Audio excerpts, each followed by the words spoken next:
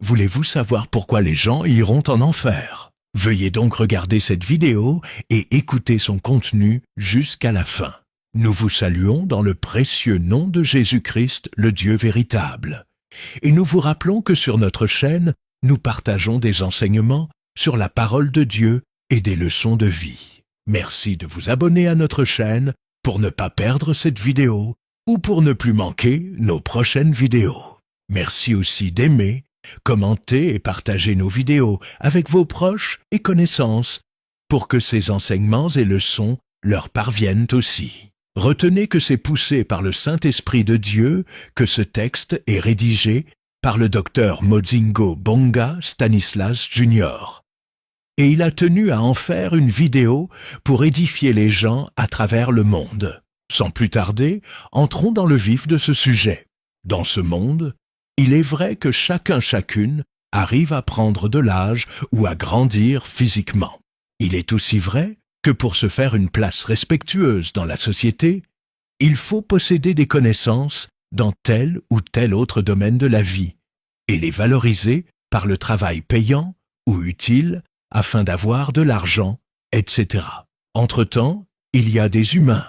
En prenant de l'âge ou en grandissant physiquement, en faisant des études pour acquérir des connaissances dans tel ou tel autre domaine de la vie, ou en se voyant déjà avec des connaissances dans tel ou tel autre domaine de la vie, ils adoptent des attitudes et tendances de tout remettre en question, même en ce qui concerne les choses ou les affaires de Dieu.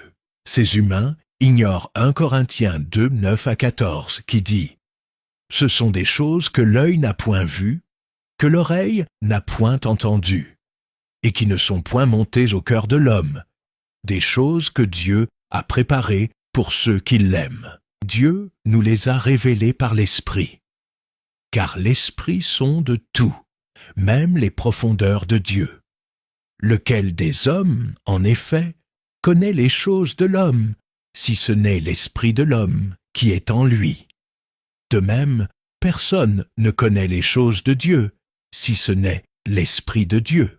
Or nous n'avons pas reçu l'Esprit du monde, mais l'Esprit qui vient de Dieu, afin que nous connaissions les choses que Dieu nous a données par sa grâce.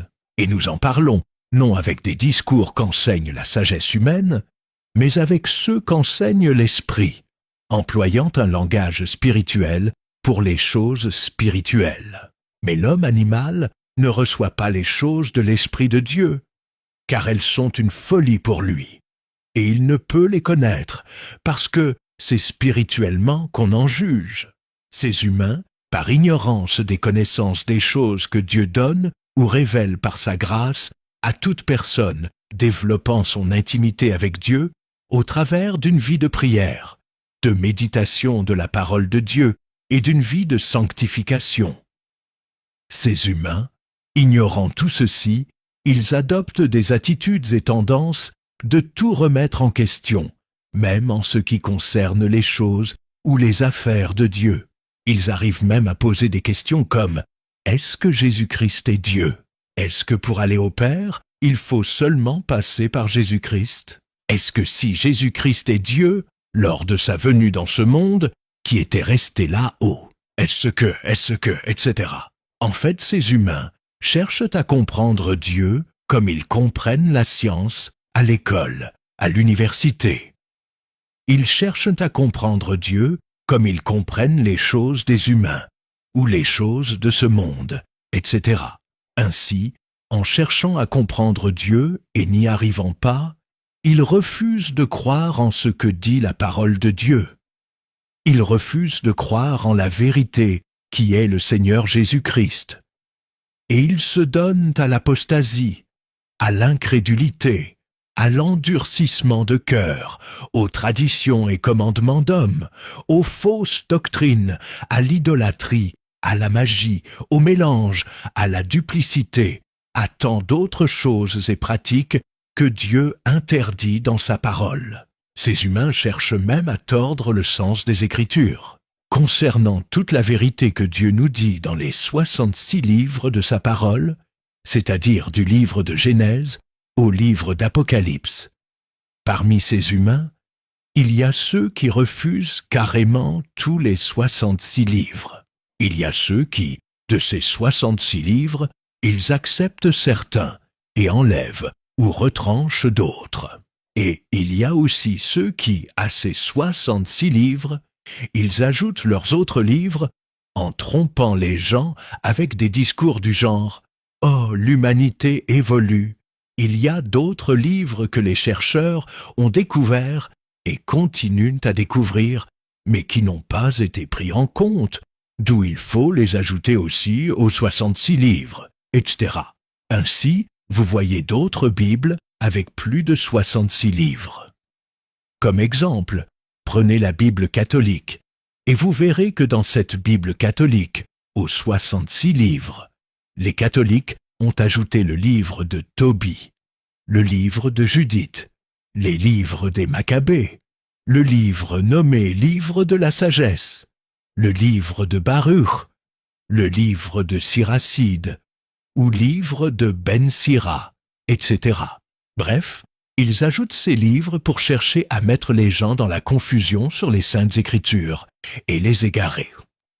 Dans 2 Timothée 3,13, il est écrit « Les hommes méchants et imposteurs avanceront toujours plus dans le mal, égarant les autres et égarés eux-mêmes. » Dans Galates 1, 6 à 7, l'apôtre Paul dit ceci « Je m'étonne que vous vous détourniez si promptement de celui qui vous a appelé par la grâce de Jésus-Christ, pour passer à un autre évangile.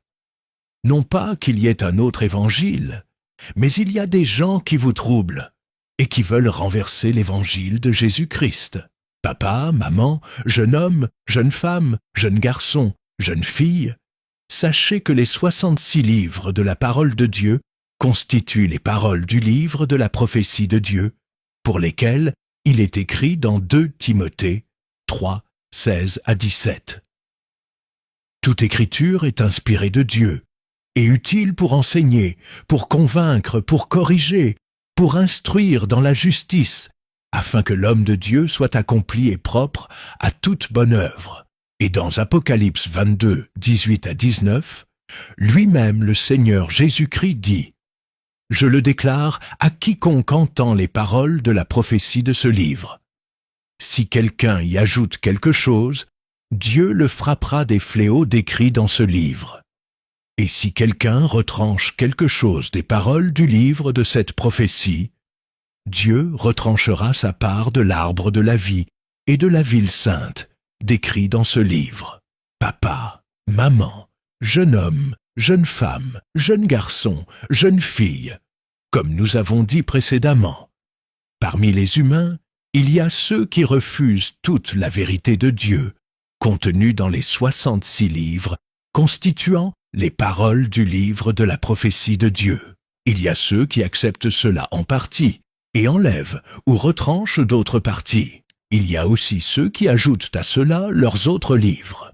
Ainsi, tous ces humains prétendent connaître Dieu, alors qu'ils sont plutôt dans l'apostasie, dans l'incrédulité, dans l'endurcissement de cœur, dans les traditions et commandements d'hommes, dans les fausses doctrines, dans l'idolâtrie, dans la magie, dans le mélange, dans la duplicité, dans tant d'autres choses et pratiques que Dieu interdit dans sa parole. Dans notre précédente vidéo intitulée « Voici comment reconnaître les faux serviteurs et fausses églises », nous avons dénoncé les traditions et commandements d'hommes, les fausses doctrines, l'idolâtrie, la magie et tant d'autres choses et pratiques que Dieu interdit dans sa parole, dans lesquelles beaucoup d'humains se trouvent, et dans lesquelles se trouvent aussi les faux serviteurs, les fausses servantes, les fausses assemblées ou fausses églises. Et ils entraînent les gens dans leur égarement. À un moment donné, quand vous voudrez aussi regarder cette précédente vidéo, vous pourrez cliquer sur notre photo de profil et vous aurez accès à toutes nos vidéos sur notre chaîne et vous pourrez donc aussi regarder cette précédente vidéo à laquelle nous venons de faire allusion, sans oublier de vous abonner à notre chaîne pour ne pas perdre nos vidéos et ne pas manquer nos prochaines vidéos. Donc, sachez que ces humains, cherchant à comprendre Dieu et n'y arrivant pas, ils tombent dans l'apostasie, dans l'incrédulité, dans l'endurcissement de cœur. Ils refusent de croire en toutes les paroles du livre de la prophétie de Dieu. Ils refusent de croire en la vérité qui est le Seigneur Jésus-Christ. Et ils se donnent aux traditions et commandements d'hommes, aux fausses doctrines, à l'idolâtrie, à la magie, au mélange, à la duplicité, à tant d'autres choses et pratiques que Dieu interdit dans sa parole. Ils ne se rendent pas compte qu'ils suivent plutôt les voies d'égarement, les voies de perdition. Papa, maman, jeune homme, jeune femme, jeune garçon, jeune fille, sachez donc aujourd'hui que les gens n'iront pas en enfer à cause du péché. Car le problème du péché, Dieu l'a déjà résolu. Dieu en a déjà trouvé la solution. En résolvant le problème du péché, en trouvant la solution au problème du péché, Dieu nous autorise-t-il à pécher? Pas du tout. Dans Galates 2,16, il est écrit « Néanmoins, sachant que ce n'est pas par les œuvres de la loi que l'homme est justifié, mais par la foi en Jésus-Christ, nous aussi nous avons cru en Jésus-Christ, afin d'être justifiés par la foi en Christ et non par les œuvres de la loi. Parce que nulle chair ne sera justifiée par les œuvres de la loi. » Dans Galates 3,26, il est écrit « Car vous êtes tous fils de Dieu par la foi en Jésus-Christ. » Dans Galates 4,6-7, il est écrit « Et parce que vous êtes fils, Dieu a envoyé dans nos cœurs l'esprit de son Fils, lequel crie « Abba, Père, ainsi tu n'es plus esclave, mais fils. Et si tu es fils, tu es aussi héritier par la grâce de Dieu. » Dans Romains 6,14-15, il est écrit « Car le péché n'aura point de pouvoir sur vous, puisque vous êtes non sous la loi, mais sous la grâce. » Quoi donc? Pécherions-nous parce que nous sommes non sous la loi, mais sous la grâce? Loin de là, sachons que le fait que Dieu a déjà résolu le problème du péché, le fait que Dieu a déjà trouvé la solution au problème du péché, ne nous donne pas l'autorisation de pécher. Dieu nous interdit la vie de péché, parce que c'est une vie qui empêche la communion avec le Saint-Esprit et qui expose aux pièges du diable et aux maladies qui affectent la chair.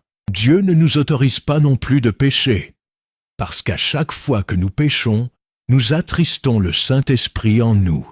Nous nous affaiblissons dans notre communion avec le Saint-Esprit et nous nous exposons aux pièges du diable et aux maladies qui affectent la chair. Ce que Dieu veut est que nous gardions toujours notre communion avec le Saint-Esprit au travers d'une vie de prière, de méditation de la parole de Dieu et de sanctification.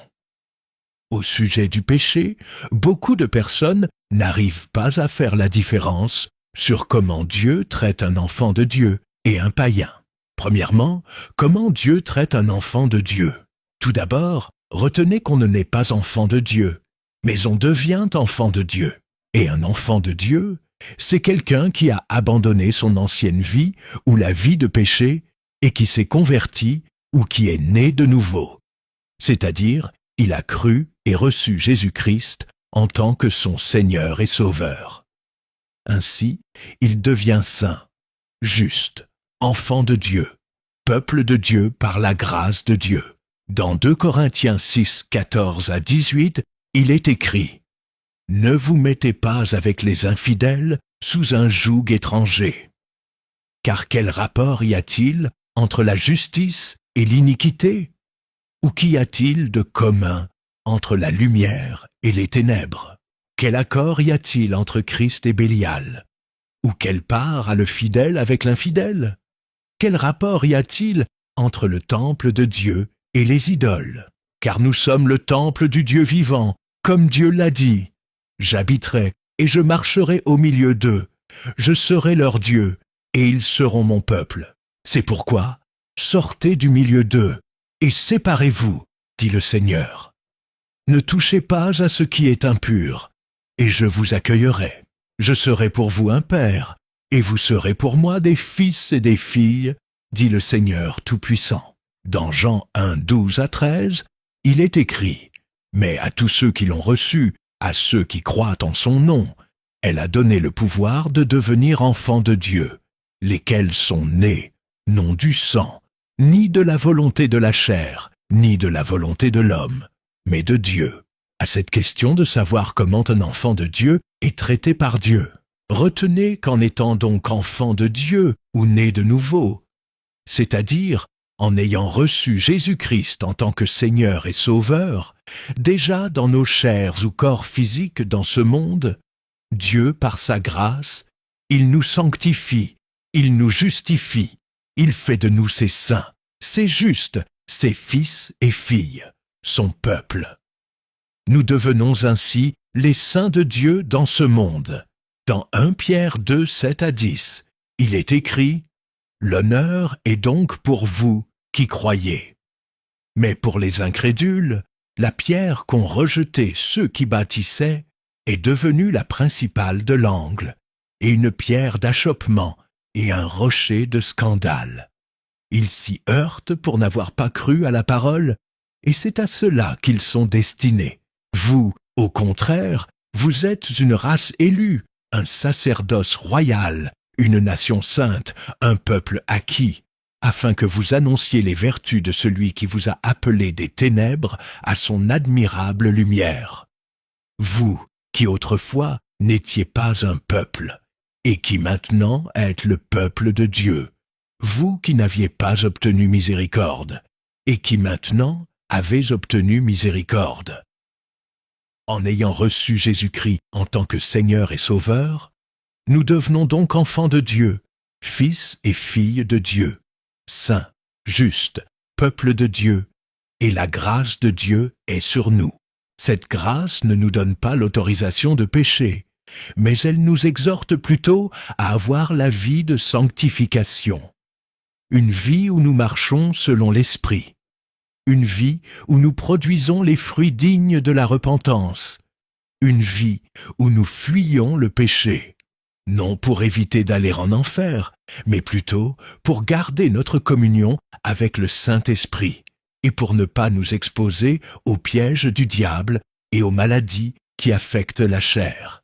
Dans Tite 2, 11 à 14, il est écrit « Car la grâce de Dieu, source de salut pour tous les hommes, a été manifestée. Elle nous enseigne à renoncer à l'impiété et aux convoitises mondaines, et à vivre dans le siècle présent selon la sagesse, la justice et la piété, en attendant la bienheureuse espérance et la manifestation de la gloire du grand Dieu et de notre Sauveur Jésus-Christ, qui s'est donné lui-même pour nous, afin de nous racheter de toute iniquité, et de se faire un peuple qui lui appartienne, purifié par lui et zélé pour les bonnes œuvres. » Dans Luc 3, 8, il est écrit « Produisez donc des fruits dignes de la repentance. » Dans Galates 5, 16, il est écrit « Marchez selon l'Esprit, et vous n'accomplirez pas les désirs de la chair. » Dans 1 Pierre 2, 11 à 12, il est écrit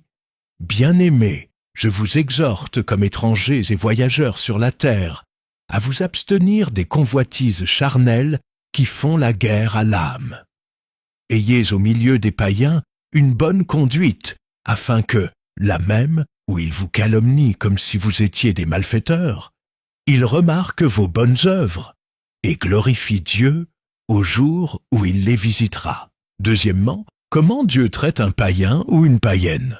Sachez qu'un païen ou une païenne vit dans le péché, et son péché ou ses péchés ne s'effacent pas, mais s'accumulent et restent marqués devant Dieu.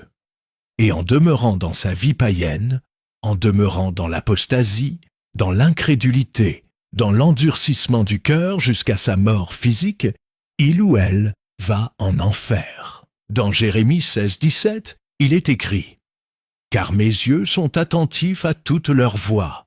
Elles ne sont point cachées devant ma face, et leur iniquité ne se dérobe point à mes regards. » Dans Jérémie 2, 22, il est écrit « Quand tu te laverais avec du nitre, quand tu emploierais beaucoup de potasse, ton iniquité resterait marquée devant moi, dit le Seigneur, l'Éternel. Mais quelqu'un qui est enfant de Dieu ou né de nouveau, c'est-à-dire quelqu'un qui a cru et reçu Jésus-Christ en tant que Seigneur et Sauveur, il ne vit pas dans le péché, même s'il peut lui arriver un moment de tomber dans le péché. Et s'il lui arrive de tomber dans le péché, Dieu lui recommande de se repentir. Par la repentance, Dieu lui pardonne, efface tous ses péchés, le relève, le restaure et il continue la marche avec Dieu. Dans Psaume 103, 1 à 5, il est écrit « Mon âme bénit l'Éternel, que tout ce qui est en moi bénisse son saint nom. Mon âme bénit l'Éternel, et n'oublie aucun de ses bienfaits. C'est lui qui pardonne toutes tes iniquités, qui guérit toutes tes maladies. C'est lui qui délivre ta vie de la fausse, qui te couronne de bonté et de miséricorde. C'est lui qui rassasie de bien ta vieillesse, qui te fait rajeunir comme l'aigle. » Dans 2 Chroniques 7, 14, il est écrit « Si mon peuple sur qui est invoqué mon nom s'humilie, prie et cherche ma face, et s'il se détourne de ses mauvaises voies, je l'exaucerai des cieux, je lui pardonnerai son péché, et je guérirai son pays. Papa, maman, jeune homme, jeune femme, jeune garçon, jeune fille, retenez que tout être humain qui reçoit Jésus-Christ en tant que Seigneur et Sauveur est saint ou né de nouveau. Et être saint ou né de nouveau, en étant dans cette chair ou ce corps physique, ne veut pas dire être parfait. La vie de sanctification n'est pas la vie de perfection. Aucune créature humaine n'est parfaite dans ce monde.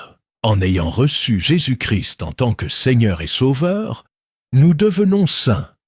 Nous tenons désormais à vivre dans la sanctification pour garder notre communion avec le Saint-Esprit et aussi pour ne pas nous exposer aux pièges du diable et aux maladies qui affectent la chair ou le corps physique. Entre-temps, étant saints ou ayant une vie de sanctification, pendant que nous sommes encore dans cette chair ou ce corps physique, d'une manière ou d'une autre, nous pouvons arriver à faillir ou à tomber dans le péché. Ça peut être par la colère, par manque de contrôle de langage, etc. Si cela nous arrive, Dieu, dans son amour pour nous, ses enfants, pour nous, ses fils et filles, il ne nous lâche pas. Il ne veut pas non plus que nous nous culpabilisions ou que nous cédions à la fatigue en cachant nos péchés ou en fuyant sa présence. Il ne veut pas non plus que nous abandonnions la vie chrétienne, parce que nous nous voyons ne pas tenir le coup, mais il nous demande plutôt de nous approcher de lui, confesser nos péchés et nous repentir, implorer sa grâce, lui demander pardon. Ainsi, il nous pardonne, efface tous nos péchés, nous relève, nous restaure, et nous gardons notre communion avec le Saint-Esprit et continuons notre marche avec Dieu.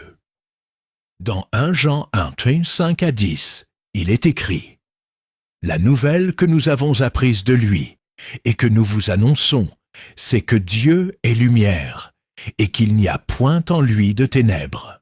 Si nous disons que nous sommes en communion avec lui et que nous marchions dans les ténèbres, nous mentons et nous ne pratiquons pas la vérité. Mais si nous marchons dans la lumière, comme il est lui-même dans la lumière, nous sommes mutuellement en communion. Et le sang de Jésus son Fils nous purifie de tout péché. Si nous disons que nous n'avons pas de péché, nous nous séduisons nous-mêmes, et la vérité n'est point en nous. Si nous confessons nos péchés, il est fidèle et juste pour nous les pardonner, et pour nous purifier de toute iniquité.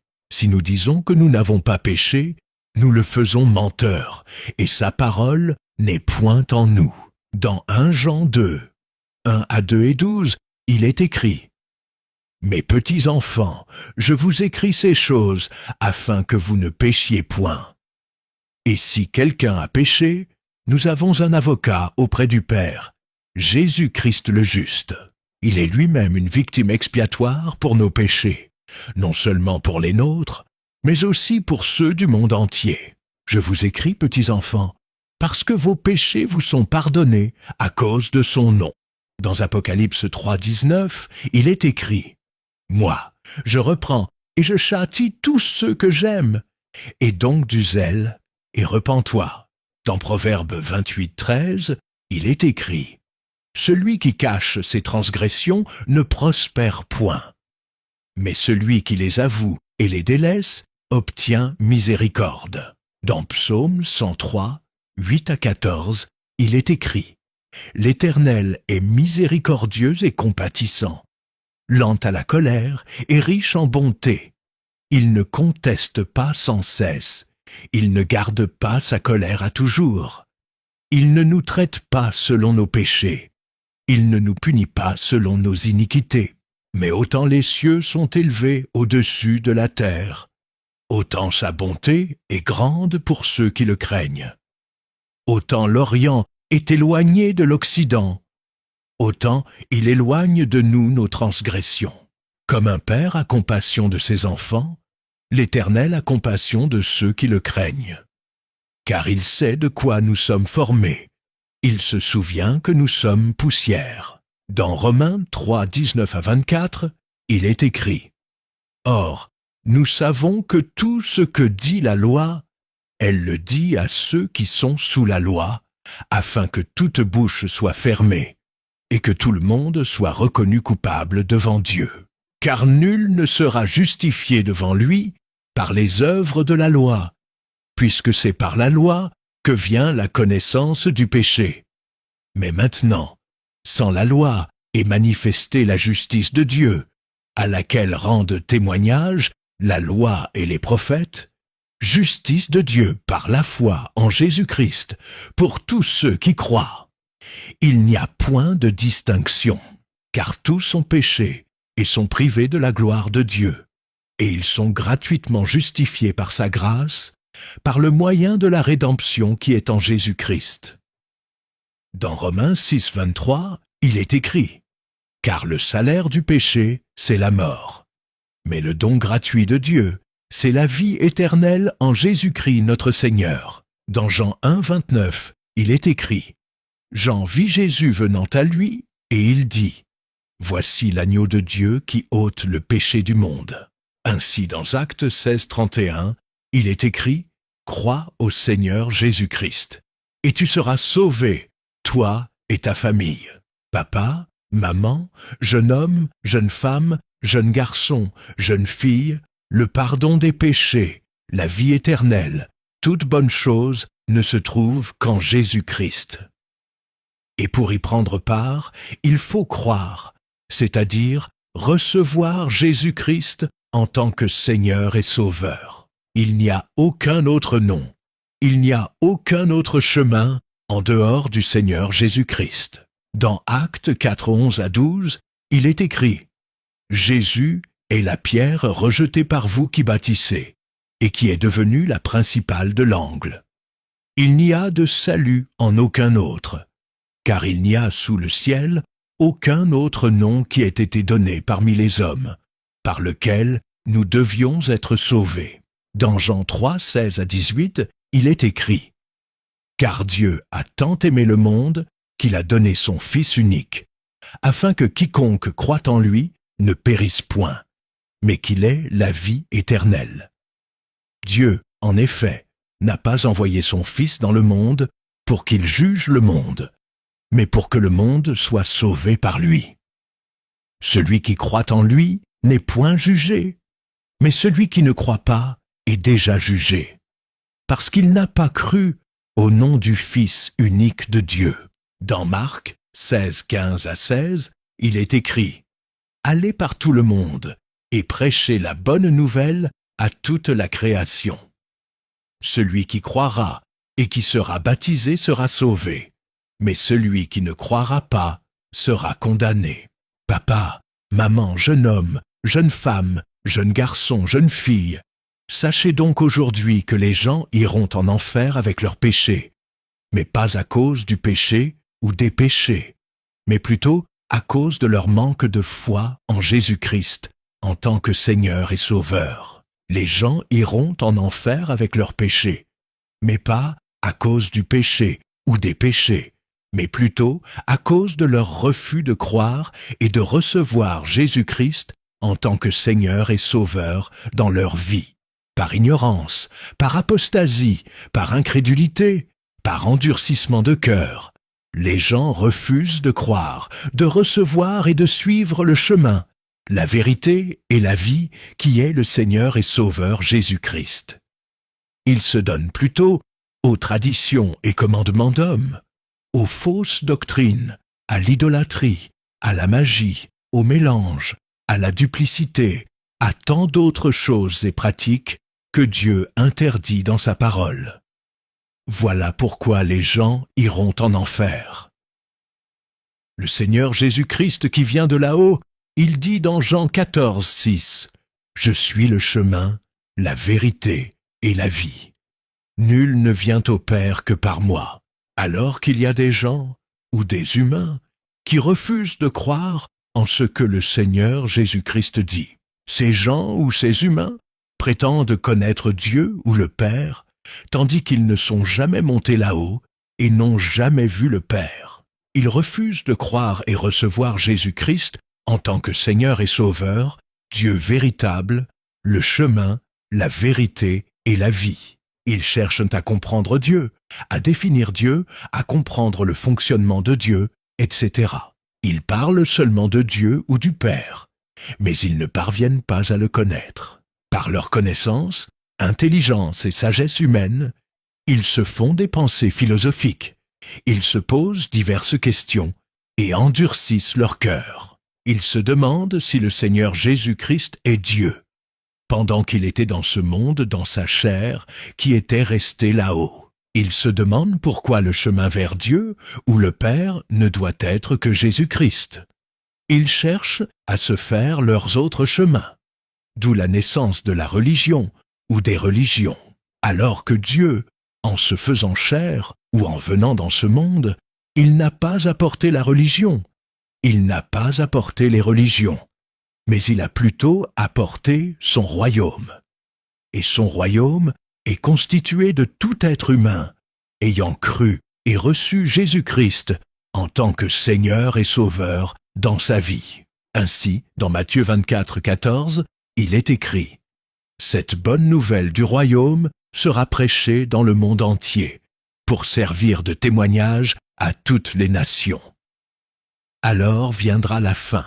Papa, maman, jeune homme, jeune femme, jeune garçon, jeune fille, sachez que Dieu n'est pas dans la religion. Dieu n'est pas dans les religions, mais Dieu est plutôt dans sa parole. Sa parole est la bonne nouvelle de son royaume. Dieu se révèle donc à toute personne qui tient à chercher sa face, à développer son intimité avec lui en croyant et en recevant Jésus-Christ en tant que Seigneur et Sauveur, et en ayant une vie de prière, de méditation de la parole de Dieu et de sanctification. Dans Jean 3,16, il est écrit « Car Dieu a tant aimé le monde qu'il a donné son Fils unique, afin que quiconque croit en lui ne périsse point, mais qu'il ait la vie éternelle. » Dans Jérémie 29, 13 à 14a, il est écrit « Vous me chercherez et vous me trouverez, si vous me cherchez de tout votre cœur. Je me laisserai trouver par vous, dit l'Éternel. » Tandis que ces gens ou ces humains vont même plus loin en ne voulant même pas qu'on leur parle de Jésus-Christ, ni leur dire que Jésus-Christ est Dieu, mais ils veulent seulement parler du Dieu le Père qui est là-haut, etc.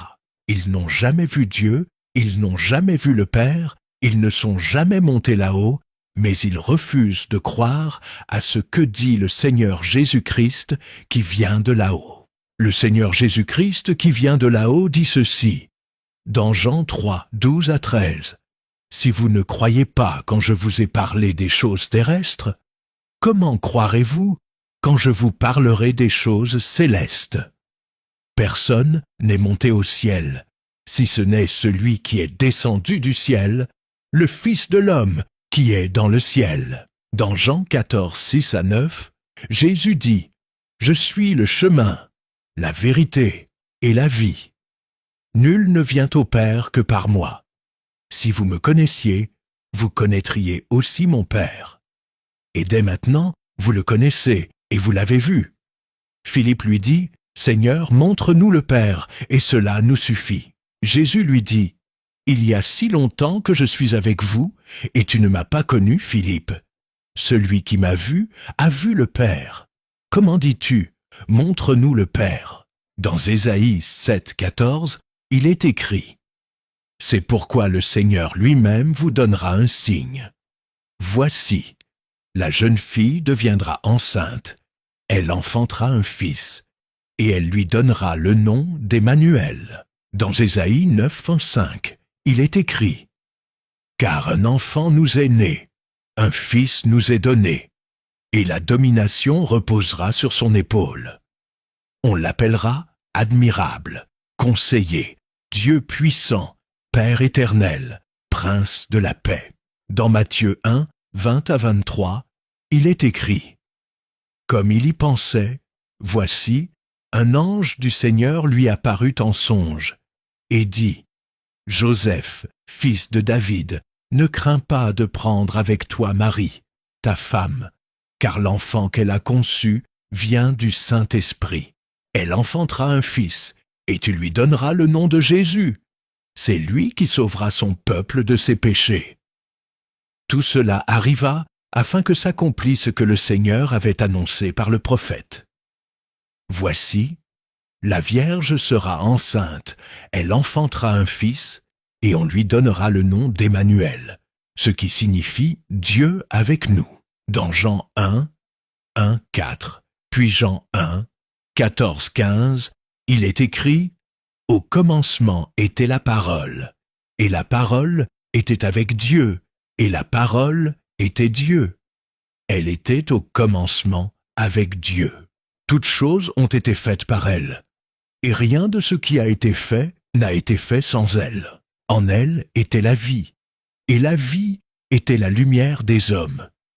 Et la parole a été faite chair, et elle a habité parmi nous, pleine de grâce et de vérité. Et nous avons contemplé sa gloire, une gloire comme la gloire du Fils unique venu du Père. » Jean lui a rendu témoignage, et s'est écrié, « C'est celui dont j'ai dit, celui qui vient après moi m'a précédé, car il était avant moi. » Dans Hébreux 2, 14 à 15, il est écrit, « Ainsi donc, puisque les enfants participent au sang et à la chair, il y a également participé lui-même, afin que, par la mort, il anéantit celui qui a la puissance de la mort, c'est-à-dire le diable, et qu'il délivra tous ceux qui, par crainte de la mort, étaient toute leur vie retenus dans la servitude. » Dans 1 Jean 2, 13, il est écrit, « Je vous écris, Père, parce que vous avez connu celui qui est dès le commencement. Je vous écris, jeunes gens, parce que vous avez vaincu le malin. Je vous ai écrit, petits enfants, parce que vous avez connu le Père. » Dans 1 Jean 2, 22-23, il est écrit, « Qui est menteur, sinon celui qui nie que Jésus est le Christ? Celui-là est l'Antéchrist, qui nie le Père et le Fils. Quiconque nie le Fils n'a pas non plus le Père. Quiconque confesse le Fils a aussi le Père. » Dans Jean 10, 30, lui-même le Seigneur Jésus-Christ dit, « Moi et le Père, nous sommes un. Papa, maman, jeune homme, jeune femme, jeune garçon, jeune fille, retenez que le Père et le Fils sont un seul Dieu.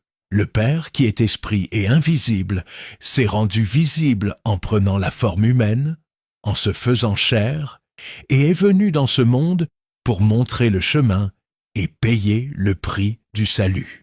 Le Fils, c'est le Père dans la forme humaine, dans la chair ou dans le corps physique. Dans Colossiens 1, 12 à 18, il est écrit, « Rendez grâce au Père qui vous a rendu capable d'avoir part à l'héritage des saints dans la lumière, qui nous a délivrés de la puissance des ténèbres et nous a transportés dans le royaume du Fils de son amour, en qui nous avons la rédemption, la rémission des péchés.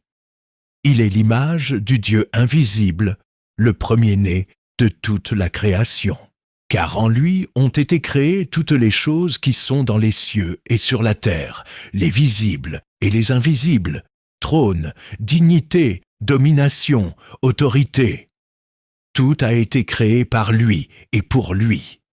Il est avant toute chose, et toutes choses subsistent en lui. Il est la tête du corps de l'Église. Il est le commencement, le premier-né d'entre les morts, afin d'être en tout le premier, et même en étant dans sa forme humaine, ou dans sa chair, ou dans son corps physique.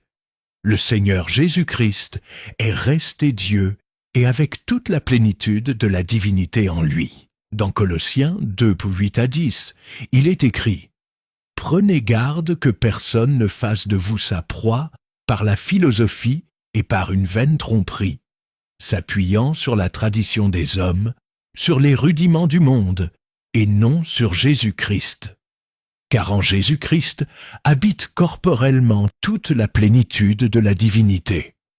Vous avez tout pleinement en lui, qui est le chef de toute domination et de toute autorité. Dans Hébreux 1, 8-12, le Père nous révèle une fois de plus comment lui et le Fils ne sont que un et un seul Dieu. Écoutez ce que le Père dit au Fils. « Ton trône, ô Dieu, est éternel. Le sceptre de ton règne est un sceptre d'équité. Tu as aimé la justice et tu as haï l'iniquité. C'est pourquoi, ô Dieu, ton Dieu t'a oint d'une huile de joie au-dessus de tes égaux. Et encore, toi, Seigneur, tu as au commencement fondé la terre, et les cieux sont l'ouvrage de tes mains. Ils périront, mais tu subsistes. Ils vieilliront tous comme un vêtement. Tu les rouleras comme un manteau, et ils seront changés. Mais toi, tu restes le même, et tes années ne finiront point. » Dans 1 Jean 5, 19-21, il est écrit « Nous savons que nous sommes de Dieu, et que le monde entier est sous la puissance du malin. Nous savons aussi que le Fils de Dieu est venu, et qu'il nous a donné l'intelligence pour connaître le véritable. Et nous sommes dans le véritable, en son Fils Jésus-Christ. C'est lui qui est le Dieu véritable et la vie éternelle. Petits enfants, gardez-vous des idoles. » Papa, maman, jeune homme, jeune femme, jeune garçon, jeune fille, une fois de plus, retenez que le Père qui est esprit et invisible s'est rendu visible en prenant la forme humaine, en se faisant chair, et est venu dans ce monde pour montrer le chemin et payer le prix du salut. Le Fils, c'est le Père dans la forme humaine, dans la chair ou dans le corps physique. Dans Colossiens 1, 15-18, il est écrit « Il est l'image du Dieu invisible, le premier-né de toute la création. Car en lui ont été créées toutes les choses qui sont dans les cieux et sur la terre, les visibles et les invisibles, trône, dignité, domination, autorité. Tout a été créé par lui et pour lui. Il est avant toute chose, et toutes choses subsistent en lui. Il est la tête du corps de l'Église. Il est le commencement, le premier-né d'entre les morts, afin d'être en tout le premier, et même en étant dans sa forme humaine, ou dans sa chair, ou dans son corps physique. Le Seigneur Jésus-Christ est resté Dieu, et avec toute la plénitude de la divinité en lui. Dans Colossiens 2, verset 9, il est écrit « En Jésus-Christ habite corporellement toute la plénitude de la divinité. Pendant qu'il était dans sa forme humaine, ou dans sa chair, ou dans son corps physique dans ce monde, son trône là-haut n'était pas resté vide. Il était en forme humaine, ou en chair, ou corps physique dans ce monde, et aussi en esprit là-haut, car il est omniprésent, omnipotent, omniscient. » Comprenez bien le verset 13 de Jean 3. Le Seigneur Jésus-Christ dit ceci. « Personne n'est monté au ciel, si ce n'est celui qui est descendu du ciel, le Fils de l'homme qui est dans le ciel. » Pendant que Jésus-Christ, le Dieu véritable, était en forme humaine, ou en chair ou corps physique dans ce monde, il était aussi en esprit au ciel. Ces gens ou ces humains cherchent maintenant à comprendre comment est-ce possible. Mais ils n'y arriveront jamais, car nul ne peut définir Dieu, nul ne peut comprendre Dieu, nul ne peut comprendre le fonctionnement de Dieu, nul ne peut comprendre les œuvres de Dieu. Dieu est tout-puissant, Dieu est infiniment grand. Dans Ecclésiaste 11:5, il est écrit « Comme tu ne sais pas quel est le chemin du vent, ni comment se forment les eaux dans le ventre de la femme enceinte, tu ne connais pas non plus l'œuvre de Dieu qui fait tout. » Dans Ésaïe 55:8-9, il est écrit « Car mes pensées ne sont pas vos pensées, et vos voix ne sont pas mes voix, dit l'Éternel. Autant les cieux sont élevés au-dessus de la terre, autant mes voix sont élevées au-dessus de vos voix, et mes pensées au-dessus de vos pensées. Papa, maman, jeune homme, jeune femme, jeune garçon, jeune fille, ce que Dieu recommande à tout humain est de croire, c'est-à-dire recevoir Jésus-Christ en tant que Seigneur et Sauveur pour être sauvé. Dans Actes 16:31, il est écrit « Crois au Seigneur Jésus et tu seras sauvé, toi et ta famille. » Papa, maman, jeune homme, jeune femme, jeune garçon, jeune fille, le pardon des péchés, la vie éternelle, toute bonne chose ne se trouve qu'en Jésus-Christ. Et pour y prendre part, il faut croire, c'est-à-dire recevoir Jésus-Christ en tant que Seigneur et Sauveur. Il n'y a aucun autre nom, il n'y a aucun autre chemin en dehors du Seigneur Jésus-Christ. Dans Actes 4:11-12, il est écrit « Jésus est la pierre rejetée par vous qui bâtissez, et qui est devenue la principale de l'angle. Il n'y a de salut en aucun autre, car il n'y a sous le ciel aucun autre nom qui ait été donné parmi les hommes, par lequel nous devions être sauvés. » Dans Jean 3:16-18, il est écrit « Car Dieu a tant aimé le monde qu'il a donné son Fils unique, afin que quiconque croit en lui ne périsse point, mais qu'il ait la vie éternelle.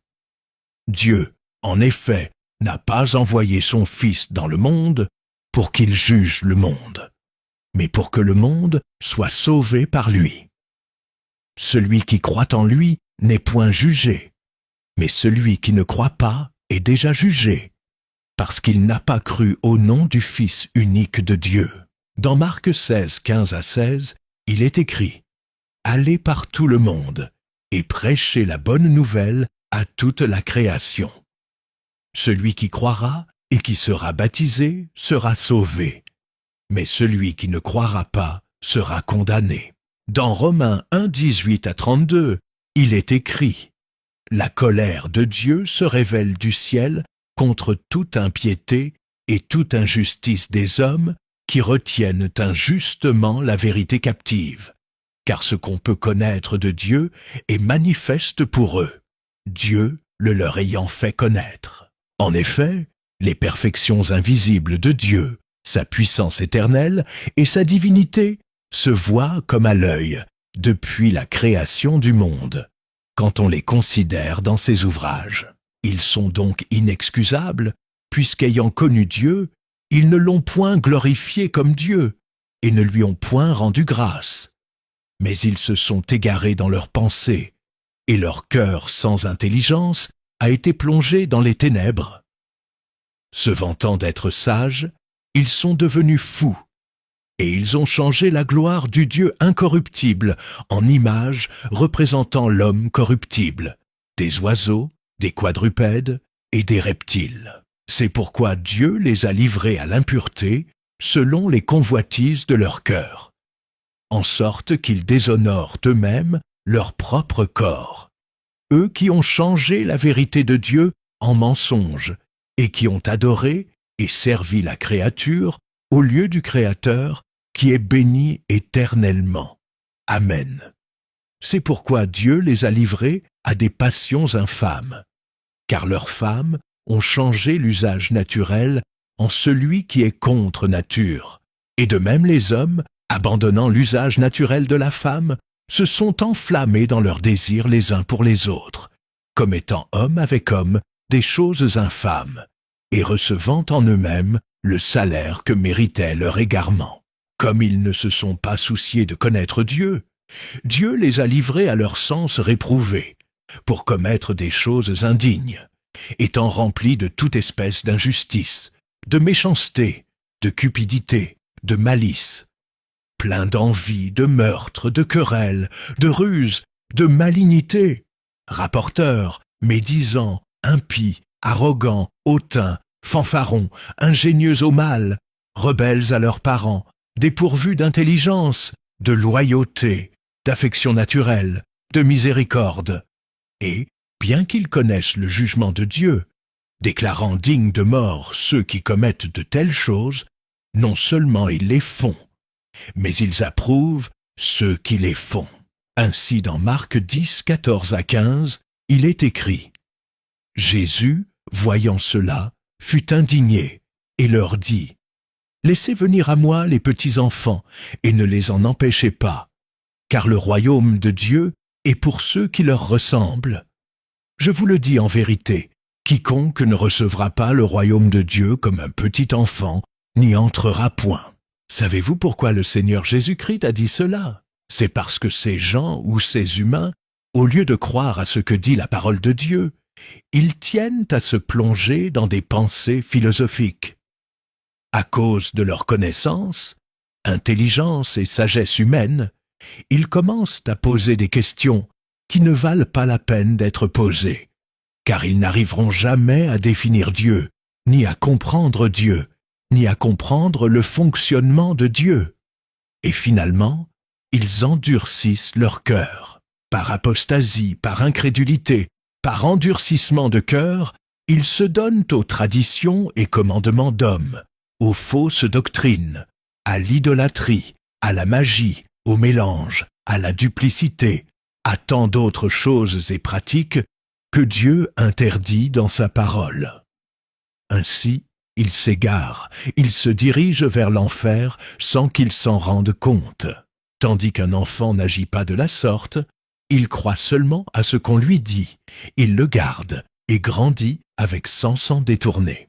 D'où dans Proverbe 22, 6, il est écrit: Instruis l'enfant selon la voie qu'il doit suivre, et quand il sera vieux, il ne s'en détournera pas.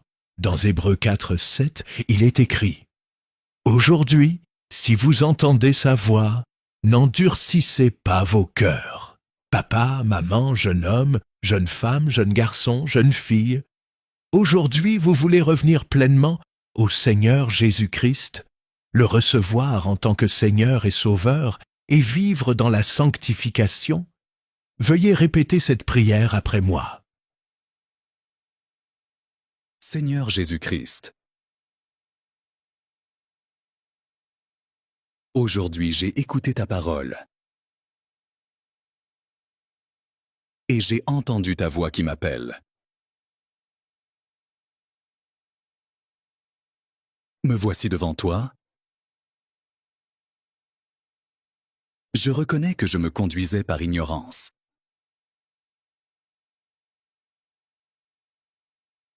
Je reconnais que je vivais dans le péché. Je reconnais que j'ai péché contre toi.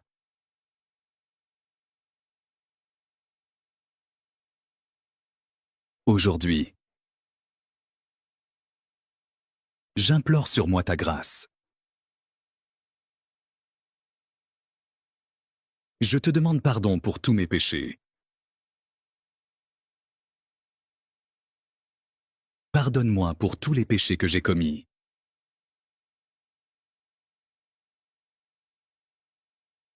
Aujourd'hui, je te reçois, Seigneur Jésus-Christ. En tant que mon Seigneur et mon Sauveur personnel, cher Saint-Esprit de Dieu, viens m'aider dans ma nouvelle vie en Jésus-Christ. nom de Jésus-Christ, j'ai ainsi prié. Amen. Jeune garçon, jeune fille, jeune homme, jeune femme, papa, maman, vous qui venez de faire cette prière, sachez que désormais vous êtes une nouvelle créature en Jésus-Christ, selon qu'il est écrit dans 2 Corinthiens 5, 17. Si quelqu'un est en Christ, il est une nouvelle créature. Les choses anciennes sont passées. Voici, toutes choses sont devenues nouvelles. Ce qui vous revient à faire maintenant, c'est de grandir dans votre relation personnelle avec Jésus-Christ, le Dieu véritable. Cela en ayant une vie de prière et méditation personnelle de la parole de Dieu. N'oubliez pas qu'en ces temps, il existe dans ce monde beaucoup de faux serviteurs, beaucoup de fausses églises, c'est-à-dire des églises qui sont dans l'idolâtrie, dans la magie. Pour tromper les gens, elles se cachent derrière une certaine bonne apparence, c'est-à-dire, ils ont aussi la Bible, le nom de Jésus-Christ en bouche, ils prêchent aussi. Tout cela pour tromper la vigilance des gens. La vie de prière et méditation personnelle de la parole de Dieu vous permettra aussi de distinguer le vrai et le faux, et de se séparer de faux. Merci pour votre attention. Nous vous rappelons que sur notre chaîne, nous partageons des enseignements sur la parole de Dieu et des leçons de vie. Merci de vous abonner à la chaîne, d'aimer, commenter et partager nos vidéos avec vos proches et connaissances pour apporter votre soutien à la chaîne. À nous revoir à la prochaine vidéo, si le Seigneur Jésus-Christ, le Dieu véritable nous le permet. D'ici là, portez-vous bien.